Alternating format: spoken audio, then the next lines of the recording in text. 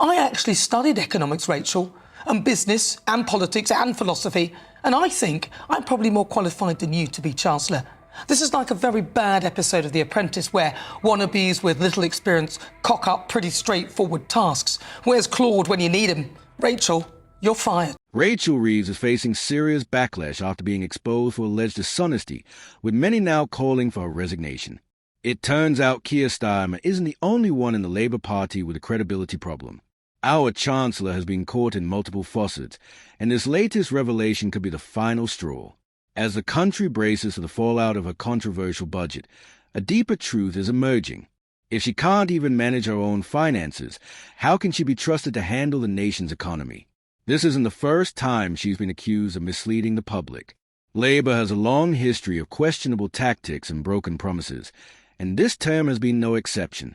So, what exactly is a scandal that could end Rachel Reeves' career?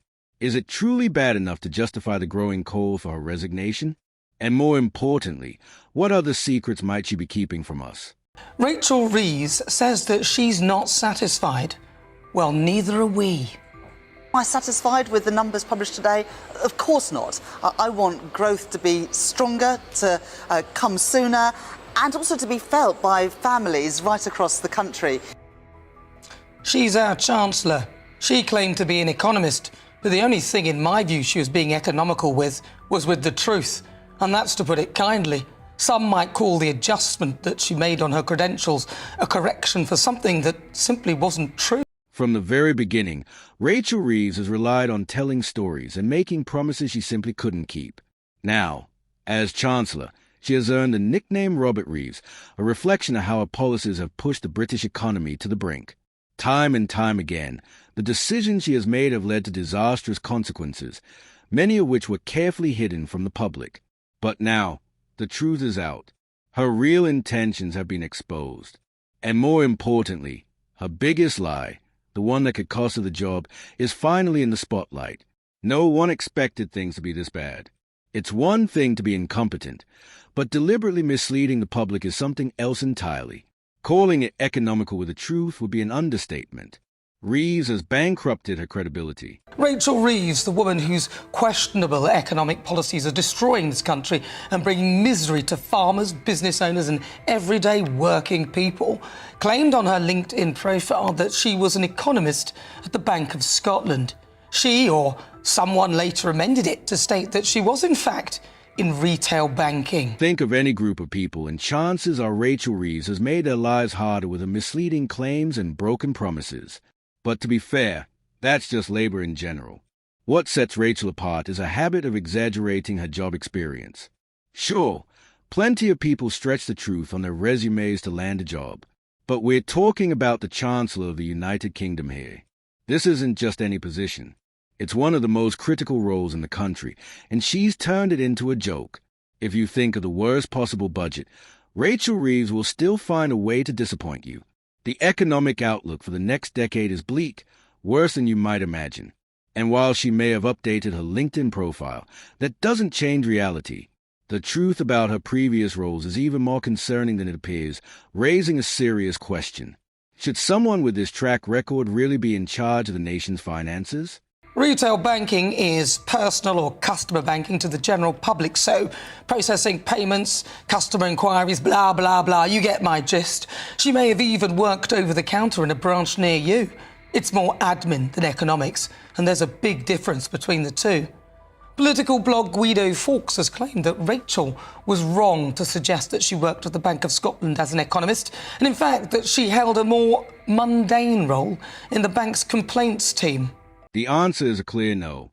Rachel Reeves, someone without direct experience as an economist, simply isn't qualified to be in charge of the country's budget. And unfortunately, her budget reflects that. If it's now coming to light that her role has been more administrative than economic, the big question is, what is the government going to do about it? How will they defend this? People were already outraged over the new budget and the wave of taxes it brings. And with each new revelation, that anger only grows. And can you really blame them? This feels like a blatant case of dishonesty, and no amount of government spin can make up for it. If she were handling the job well, that would be one thing, but this has been a complete disaster.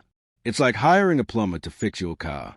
It just doesn't make sense. Which could go towards explaining why she and her front bench pals have concocted one of the worst, most counterproductive budgets devoid of any reason or common sense, destroying any opportunity for growth with repercussions that anyone who has run a business could foresee, but not Rachel. It's disheartening to say the least. The truth is she's completely out of her depth and seems to have no real grasp of what she's doing. All that talk about focusing on growth and making life easier for people now feels like empty promises. Labour made a lot of pledges, but it's becoming clear that many of them were just tactics to win votes because now they seem indifferent to the struggles of ordinary people. With rising taxes, persistent inflation, and an already fragile economy, life in Britain is only going to get harder. The cost of living is set to climb, and yet the public has no say in these decisions. Understandably, people are frustrated and many are calling for a resignation, some more vocally than others. I actually studied economics, Rachel, and business and politics and philosophy, and I think I'm probably more qualified than you to be Chancellor. This is like a very bad episode of The Apprentice where wannabes with little experience cock up pretty straightforward tasks. Where's Claude when you need him? Rachel, you're fired. If a regular journalist seems to have a better grasp of economic issues than the very government official responsible for fixing the country's economy, what does that say about the direction we're heading in? Things are looking bleak, and the consequences of this budget are already starting to unfold. This budget isn't just flawed. It's one of the most disastrous economic plans we've seen in recent memory. What's even more concerning is how Rachel Reeves keeps moving the goalposts. One day she insists that billions are needed to fix the economy, and the next she claims even more is required. This uncertainty is creating a ripple effect, forcing businesses both big and small to take drastic measures just to survive. A lot of people are, if we move from inheritance tax, all right, well, what about the national insurance hike? Now that has big businesses like the bosses of Asda and other big companies are saying, look, this is going to cost us millions, and so we're going to have to reduce our intake in staff, but yet it's not being applied to public sector workers. So that doesn't make any sense in terms of growth. If you're a chancellor and you're good at economics, you would know that that would be a counterproductive thing to do in terms of growth in the private. Public sector workers are getting pay raises that outpace inflation, while private companies are being hit with more taxes. But that's not all. Labour also seems to have an issue with Elon Musk. That's right. They don't seem too fond of the world's richest man. Now, try connecting the dots, because Rachel Reeves certainly isn't. When businesses are taxed heavily for every employee they have, it's obvious what happens next. They cut jobs. And who pays the price for that? Ordinary British people like you and me. Remember that £22 billion black hole? Well, according to Rachel Reeves, even that's not enough anymore. Anyway, the Chancellor of Doom, Rachel Reeves, now says she needs £40 billion. Right. Okay. And she's going to, and in order to raise that money, she's going to have to hammer us with even bigger taxes, especially businesses. Right. I mean, how long before So, she might as well just turn around and say 100 billion, Yeah. 200 billion. Nobody's believing. Does the math actually add up, or is she just financially clueless? And more importantly, does she think we're that gullible? It all started with this so-called black hole in the public finances, one she apparently had no clue about, and now it just keeps getting bigger. Is Labour using this as an excuse to keep hiking taxes? £40 billion, 100 billion? Where does it end? Or maybe the end is near and she'll be forced to step down soon. Either way, the damage is already done and higher taxes are on the way. Better brace your wallets. But Labour's and Rachel's audacity doesn't stop there. They wrecked the economy, then scrambled to introduce half-baked initiatives to fix the mess they created. Just look at the business conference they hosted. You wouldn't believe the blunders they made. Did they deliberately exclude Elon Musk or other major figures in the global economy because of their socialist leanings? It's no secret that they distrust the wealthy, often portraying them as inherently bad. Maybe that's why running a business in this environment has become so difficult. That being said, hosting a conference to attract investment wasn't a bad idea. But let's be honest, it's nothing new. This event happens every year. Rachel Reeves' message to the world was commendable. Britain is open for investment. Unfortunately, the reality tells a different story. And ironically, right after the conference, Rachel sent a completely contradictory message to the British public. This is a reality we're facing. The government is being two-faced with us. Isn't it outright deception to promise not to raise insurance tax and then go ahead and do it anyway? And to make matters worse, they tried to cover it up by claiming they were only increasing certain aspects of it. This is just typical Labour hypocrisy. And Rachel Reeves is a perfect example of it. No one in their right mind would consider moving to Britain under Rachel Reeves and her misguided plans. And let's be honest, when someone doesn't even know how to manage their own taxes, it's hard to take their leadership seriously, isn't it? To be clear, there's nothing wrong with protecting workers' rights, but it needs to be balanced. Labour has taken this to extremes, and in many cases these rights aren't backed by the productivity to justify them. In fact, they're often counterproductive, harming the private sector even more. Either our economy is struggling with the black holes Rachel Reeves keeps warning us about, or things are actually going well. But it's completely foolish to send both messages at the same time. Growth is plummeting, and to make matters worse, the government is pouring money into pointless projects. It makes Starmer and his team look like total amateurs, as if they have no clue what they are doing. If her credentials were truly solid, she'd know how to handle her own finances, let alone the country's. Mooney, we haven't got any money. Oh, it's all terrible. Black holes everywhere. I mean, they're going to spend 11.66 billion pounds on green schemes for foreign countries, and as I just said, 22 billion pounds on Crazy Ed's mad carbon capture product project. So they're moaning about, but they are wasting money on ludicrous nonsense. How can anyone make sense of this? The government is pouring money into absurd projects while claiming the economy is in dire straits with black holes in the budget. The numbers don't add up, and it's becoming painfully clear what their true priorities are. This is just the tip of the iceberg. Rachel Reeves has made the situation so dire that the consequences of a budget could potentially bring down the British economy. She's hiked taxes to insane levels, upwards of £40 billion, and is bending the rules to borrow even more money.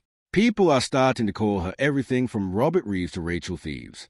And it's no wonder she's been caught lying about everything from minor details to major issues like her own employment history. What are you doing? What are you doing? What are we doing? I really don't know. Terrible. Rachel Reeves. She doesn't know what she's doing either. I don't think. Because they've left the most overcool, most overpromoted woman in the history of professional politics. She's left so much of a vacuum. What might happen? Because I don't think she knows. This isn't being clever and sitting on her cards and playing, sort of with a poker face. She doesn't know. It took the new Labour government 4 months to present a budget plan. And after all that time, what they released was nothing short of a disaster. Rachel Reeves honestly might be one of the most overhyped figures in politics today. It's almost as if she has to keep resorting to lies to stay relevant. And one of her more harmless ones is actually pretty funny. You wouldn't believe it if I told you. It's hard to fathom how she's managed to get this far with all the missteps along the way. All of these big-ticket items that they have pushed through, now they've got to afford them. And I think this is why she's pushed the budget back so late. They have no idea to. She's trying to play around with the borrowing rules after enshrining the OBR with all of these extra powers. Now they're saying, oh, let's change the way we borrow and pay interest on what we borrow. Which is fine. Actually, I'm not against that. I'm like, good. Let's get on with changing those things. But they are so hypocritical. They don't know what they're going to do right now. Rachel Reeves seems to be hoping that people will just forget about everything that's gone wrong. The damage control has begun. And while she's updated her resume, it's nowhere near enough, especially considering the mess she made with the public finances. It's clear she's at a loss and scrambling to find a solution. Unfortunately, she's decided that the only option is to pile even more debt on us.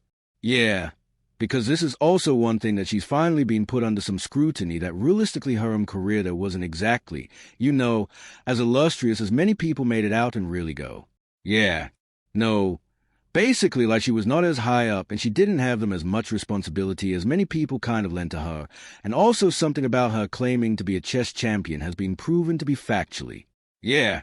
When you place a lot of power and responsibility in the hands of someone with a lackluster track record, they often struggle to meet expectations much like Rachel has. To cover up their incompetence, they end up fabricating stories, no matter how small, like claiming to be a chess champion, a claim that was quickly debunked. Why did she even feel the need to make that up in the first place? As her behavior continues, it only makes things worse for our country. Her deeply socialist ideals could lead to tax hikes so steep that they might push our economy to the brink of collapse. But I just say everywhere they've looked under every rock they've tried to find this extra money. I don't think they can. And I think this is going to be a major problem. This is why they are waiting and treading water for as long as possible. They don't know what to do after making the pledge not to increase taxes on workers. It feels like one U-turn after another. And now it seems like Rachel Reeves and Keir Starmer are running out of road. People are growing tired of it all. Farmers are out on the streets protesting over inheritance taxes, while businesses are either shutting down or leaving the UK altogether. Starmer and his team may claim to despise the wealthy, but they seem to overlook how vital those wealthy investors and companies are to the health of the nation. The fallout from this could be pretty grim. Won't name names. And they go, "We don't care about the millionaires. They can all leave. Why do we need them anyway? Oh, they're not paying their fair share.